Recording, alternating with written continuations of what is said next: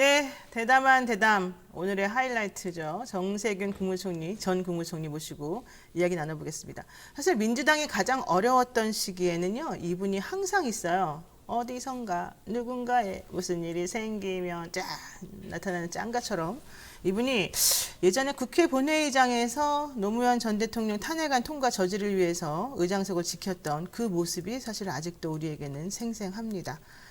민주당 대선 경선이 치열해지고 있는 가운데 지금 빅3로 알려지고 있는데요. 자, 앞으로 지지율이 획기적으로 상승할 것이다. 이렇게 지금 캠프 측에서는 보고 있다고 하죠. 정세균 전 국무총리 모셨습니다. 안녕하세요. 안녕하십니까? 네, 정말 웃으시는 모습이, 웃는 모습이 너무 멋지세요. 미스터 스마일. 그렇습니까? 예. 예, 감사합니다. 네, 이게 표가 좀 돼야 되는데 아직 표가 안 돼가지고. 그러니까요. 표로 연결이 될 거라고 믿어 의심치 않습니다만은 네. 왜 표로 연결이 안 되는지 여러분들이 한번 의견 주시면 저희가 한번 전달하도록 하겠습니다. 1950년생이시고요. 그렇습니다. 네, 전라도 출신이시고 예, 중졸이셨다가 검정고시 통해서 고등학교 가셨고 예, 고대 법대 나오셨고 중학교를 못 다니고 중학교 못 다니시고 고등공민학교를 다녀서 이제 검정고시를 봐서 중졸이 됐죠. 네. 그리고는 이제 고등학교를 가고 또 대학까지 갔어요. 굉장히 운이 좋고 네. 아마 요즘 분들이 보면 이제 개천에서 용난단 말이 없어져 버렸잖아요. 네, 근데 그랬죠. 뭐 대표적인 사례가 아닐까. 그래서 자부심을 가지고 있고 이 우리 다음 세대에게도 그런 그 사다리가 좀 놓여져야 된다고 저는 생각합니다.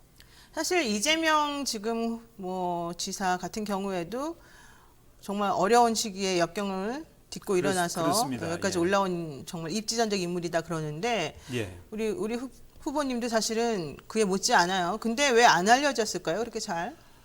제가 그런 걸 얘기하는 것을 별로 즐기지 않았습니다. 네.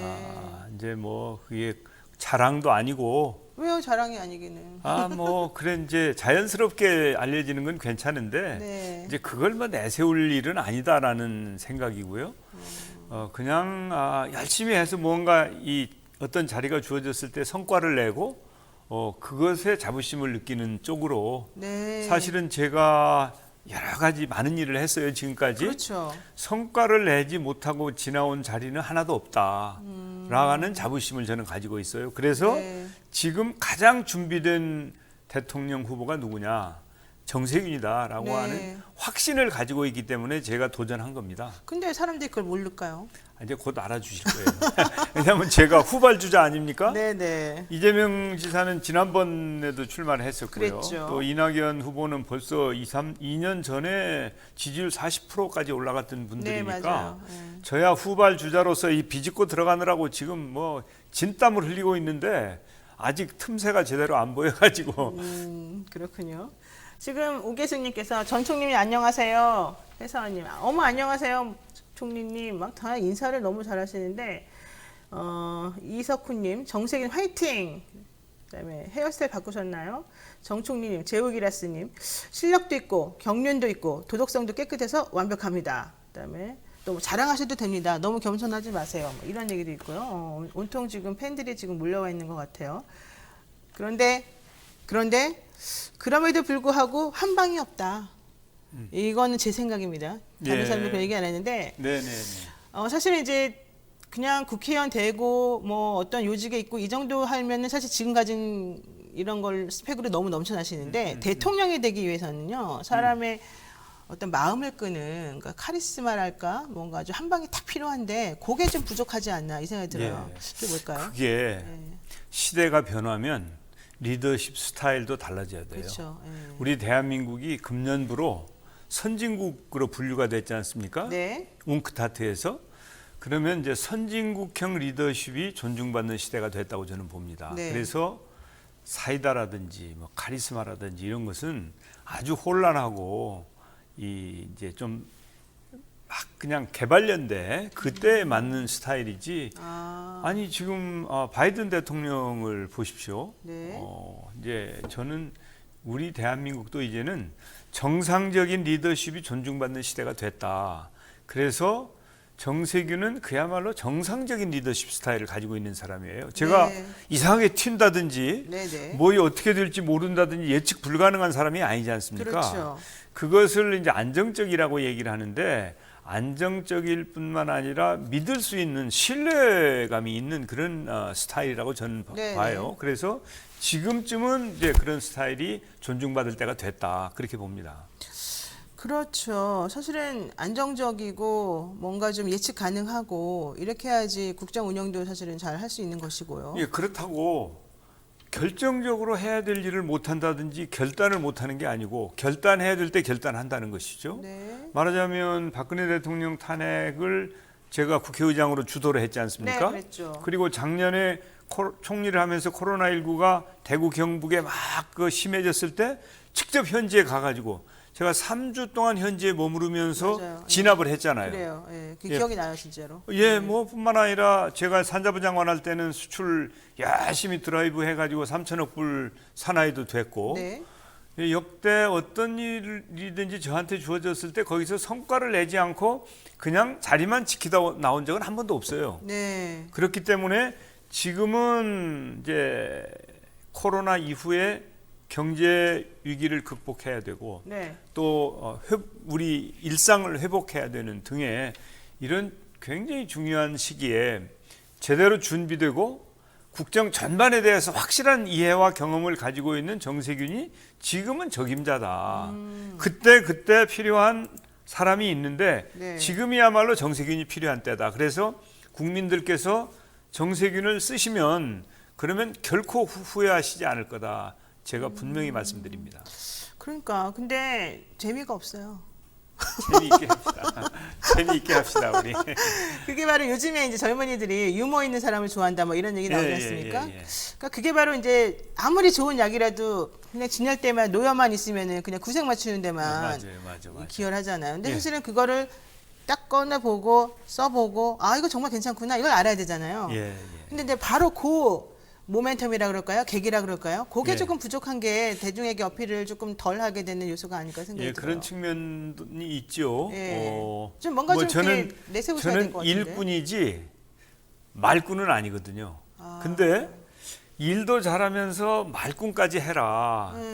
뭐 그러면 좋겠지만 네. 저는 이제 그건 뭐 어쩔 도리가 없죠. 그렇다고 일하는 대신에 말만 이제 할 수도 없고. 예, 그렇습니다. 그렇지만은 지금 중요한 게 뭡니까? 예를 들어서 부동산 네. 이거 해결할 능력이 있는 사람이 들어와야 되거든요. 네. 지금 그것 때문에 온 국민이 얼마나 좌절하고 불쾌합니까? 네. 이거 정세균이 대통령이 되면 해결할 수 있습니다. 어떻게 해요? 제가 이미 저는 작년에 총리가 되고 나서 네. 부동산 정책의 큰 흐름을 바꿨어요. 제가 총리가 되고 나서 보니까 네. 부동산을 그냥 투기 억제하는 거 그걸 규제만 열심히 하고 있더라고요. 네. 규제만. 맞아요. 규제만 하고 있어요. 그거 필요해요, 그것도. 네, 그렇지만은 규제는 필요하지만. 그것만으로는 안 되는 거예요. 그래서 제가 대통령께 근본적으로 방향 전환을 해야 됩니다. 건의를 드렸어요. 네. 그래서 규제 위주에서 공급을 확대하는 쪽으로 정책 선회를 했습니다. 아, 정책이 조금 바뀐 게 총리님 그렇습니다. 예. 제가 가서 한 3, 4개월 일하고 나서 네. 그런 건의를 드렸고 그래서 작년에 8월 4일 날 8사 대책이라는 게 나와요. 그렇죠. 예. 그리고 그것보다 한층 업그레이드된 금년도 2월에 2사 대책이 나옵니다. 네. 그래서 정세균이 대통령이 되면 중산층에게는 적정 가격에 주택을 구입할 수 있는 예. 기회를 만들어 드릴 것이고 네. 주거 취약계층에게는 저렴하게 네. 이 양질의 임대주택을 가지실 수 있도록 그 제가 확실하게 해드리겠습니다. 저는 거기에 대한 전략도 있고 정책도 있고 네. 또 지금까지 제가 그냥 말만 해놓고 실천 못한 적이 한 번도 없어요. 그래서 정세균을 선택하시면 부동산 문제 해결할 수 있습니다. 다른 분들 제가 정책들을 잘 봤는데 네. 그 방법 가지고는 한계가 있어요. 그렇군요. 사실 그래서 김대중 전 대통령이 특보로 임명하면서 정기 입문하시게 된 거고 그렇습니다. 그게 바로 1978년부터 95년까지인가요? 거의 한 20년을 쌍용에서 근무하시면서 이 경제는 내가 자신 있다 이런 자신감을 또 갖게 된 계기도 됐지 않습니까? 예, 그렇습니다. 제가 실물 경제, 그러니까 기업의 샐러리맨으로 들어가 가지고 그렇죠. 사원으로 들어가서 18년 동안 근무를 했어요. 네. 그래서 잘 나갔죠. 네, 엄청. 그런데 제가 어릴 때부터 정치를 해야 되겠다고 생각했기 때문에 아, 결국은 그 꿈을 정치 쪽으로 돌렸습니다. 그래서 이제 김대중 그 당시 총재께서 젊은 인재들을 영입을 하셨어요. 네. 한 10분 했는데 그중에 한 사람으로 제가 들어갔습니다. 그래서 국회의원이 된 것이죠. 15대 때. 그렇죠. 15대부터 예. 20대까지 뭐 계속 되셨죠. 그리고 이제 그때부터 경제 쪽, 정책 쪽 일을 주로 했습니다. 어떤 분들은 이제 정치 쪽 일을 주로 하는 분들이 계시죠. 대변인 이런 거 하면 인기가 확 올라갑니다. 그렇죠. 근데 저는 정조위원장, 정책위 의장, 뭐 원내대표 이런 산자부 쪽으로 장관도 하셨어요? 산자부 네, 장관 했죠. 네. 예. 그래서 저는 정책 쪽에 일을 한 사람이고 정치 쪽을 주로 한 분들은 엘리베이터처럼 쫙 올라가는데 저같이 정책 일을 하는 사람들은 에스컬레이터처럼 한 계단 한 계단 그렇지만 그러면서 실력이 쌓이는 거다. 예. 좀 미련한 거 아닙니까? 티나는 거 진짜. 다른 사람 시키고 본인은 일만 한 거잖아요. 그런 측면이 있죠. 그런 측면이 있는데 네. 그러나 그게 저의 특징인데 어떻게 하겠습니까? 저의 특성인데. 그다음에 이제 이 노무현 대통령이 저를 산자부 장관으로 쓰셨죠. 네, 그랬죠. 또 문재인 대통령은 저를 국무총리로 기용을 했습니다. 이렇게 김대중, 노무현, 문재인 세 분 대통령으로부터 중용을 받은 사람이 또 있나 봤더니 정세균 한 명밖에 없어요. 다른 사람은. 아니 그러면 이 사람이 능력이 없다든지 도덕성에 문제가 있다든지 성실하거나 책임 의식이 없다든지 그러면 한 분이 쓸 수는 있지만 세 분이 쓰시진 않겠습니까? 그렇죠. 그래서 정세균이 가지고 있는 이런 장점을 국민들께서 좀 평가해 주십시오. 그래서 지금 이때 꼭 필요한 사람은 정세균입니다. 그러면 부동산 문제도 해결할 수 있고 코로나 이후에 우리가 제가 이제 코로나 총리 아닙니까? 그렇죠. 예. 그것도 정리할 수 있고 더구나 지금 우리 국론이 막 갈라져 있고 아직도 계속 싸우지 않습니까? 네네. 싸울 건 싸워야죠. 제가 뭐 이 MB 정권 때 싸울 때는 단식투쟁까지 하면서 싸웠습니다. 네. 그러나 기본적으로는 합리적으로 여야가 힘을 합치고 정치권이 힘을 합쳐서 국민을 잘 섬겨야 될 거 아니에요. 네. 이런 통합의 리더십을 가진 사람이 누구냐. 저는 아마 국민들께서 맞아. 정세균이 대화하고 통합하지. 그리고 네.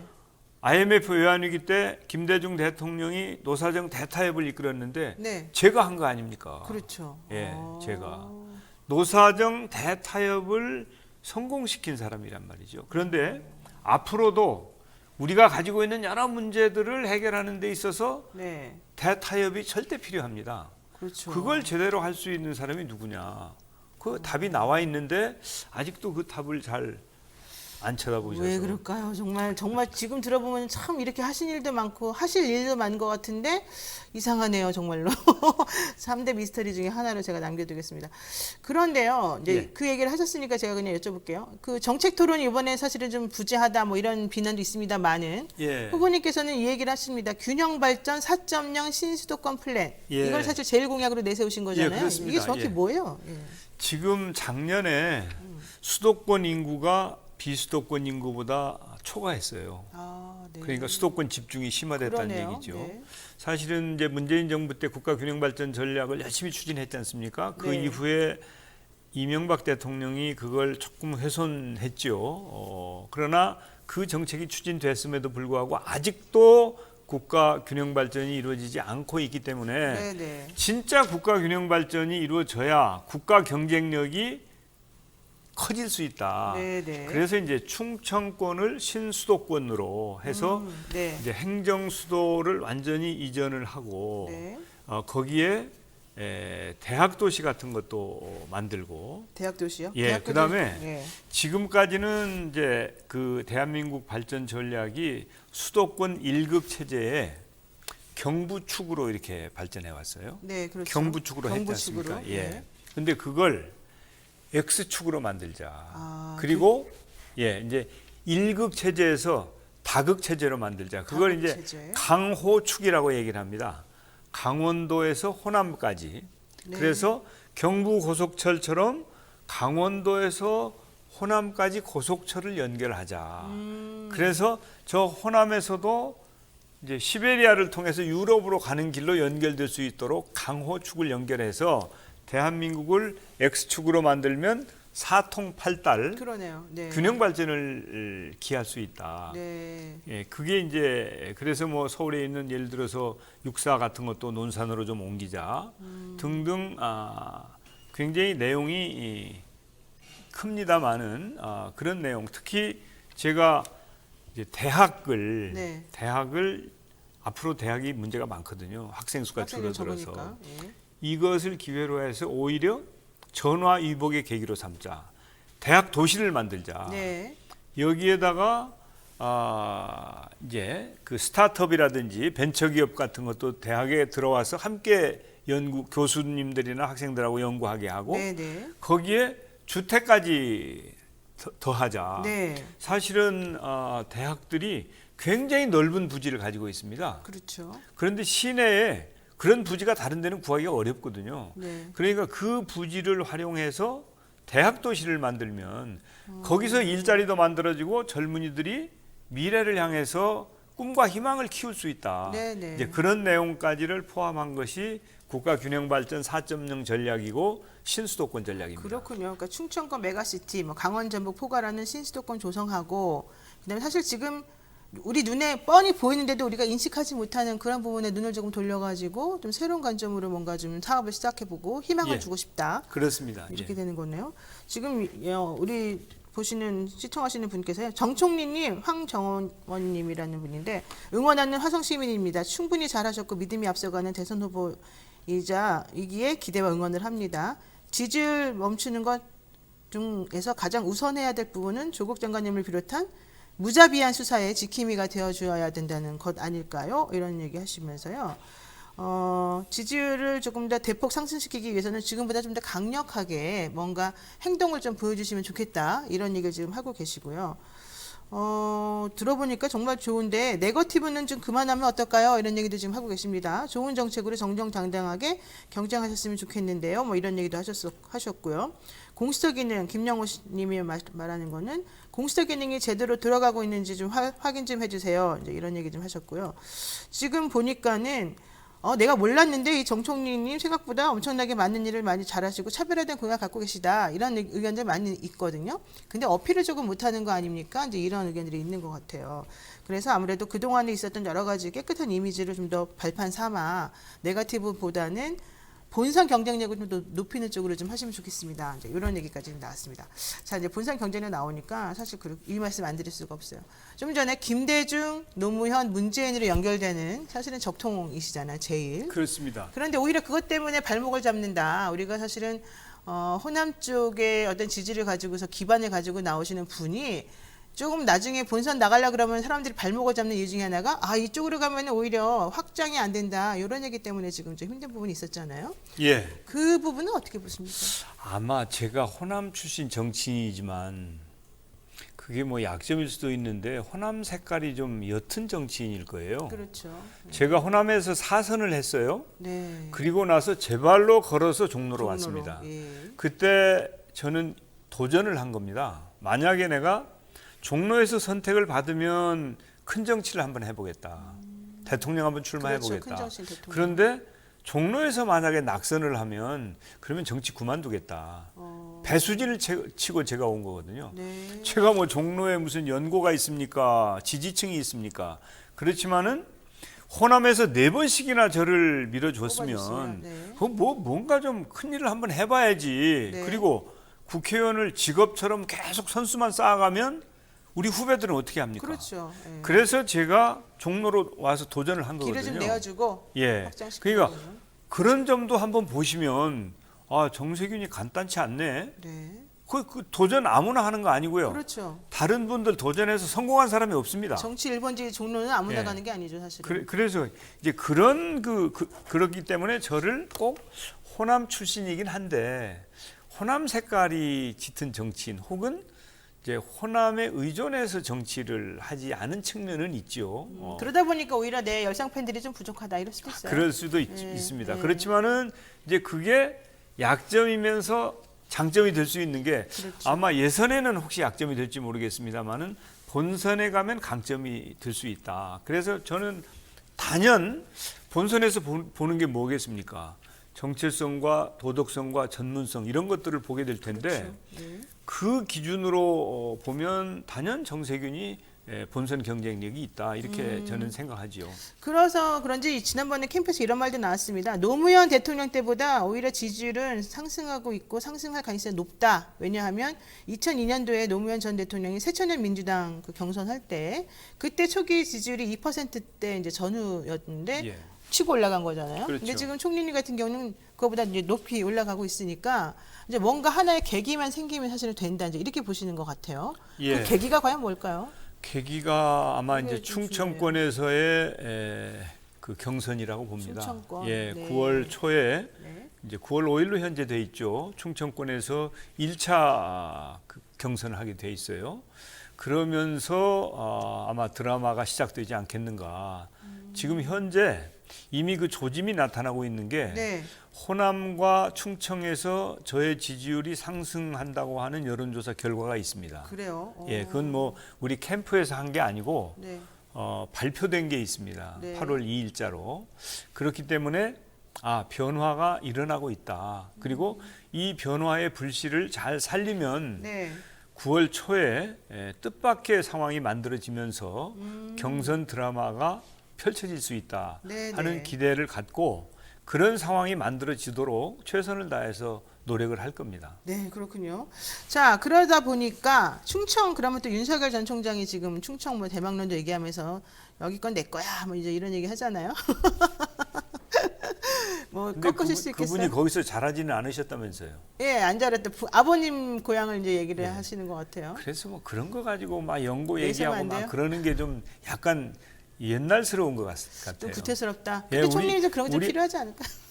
우리 그 신세대들은 그런 우리 거 잘 신세대들? 얘기 안 하죠. 근데 사실은 저는 네. 이제 호남 출신이면서 수도권에 와서 정치를 했고 또 저는 그 처가가 영남입니다. 아, 네. 처가가 그게 사모님께서. 포항이에요. 예. 그래서 뭐 그런 것들을 이제 국민들이 잘 모르셔서 그런데 저야말로 전국구죠. 그러네요, 진짜 예, 근데 들어보니까. 너무 우리 정치인들이 그런 것을 집중해 가지고 홍보를 하고 거기에 기대고 하는 것은 네. 옛날식이다. 아마 지금 청년들을 2030 세대는 그런 거 별로 신경 안 쓸 거예요. 어디냐 네. 이런 거 신경 안 쓰고 네. 누가 깨끗하냐, 누가 역량이 있어서 맡겨도 되냐, 그리고 네. 누가 재밌냐 이것도 보시는 것 같아요. 맞아요. 근데 이제 당장은 재밌냐를 보시는데 시간이 흐를수록 누가 일을 제대로 할 거냐에 관심을 갖기 시작할 거라고 봐요. 왜냐하면 그분들이 굉장히 실용적인 사고를 하고 있는 분들이거든요. 네, 네. 그러면 실용적으로 보면 뭔가 일을 잘해서 우리 대한민국이 희망이 있고 꿈이 있는 그런 나라를 가는 것을 원하는 것이지 네네. 당장 즐거움만 가지고 해결될 일은 아니잖아요. 그렇죠.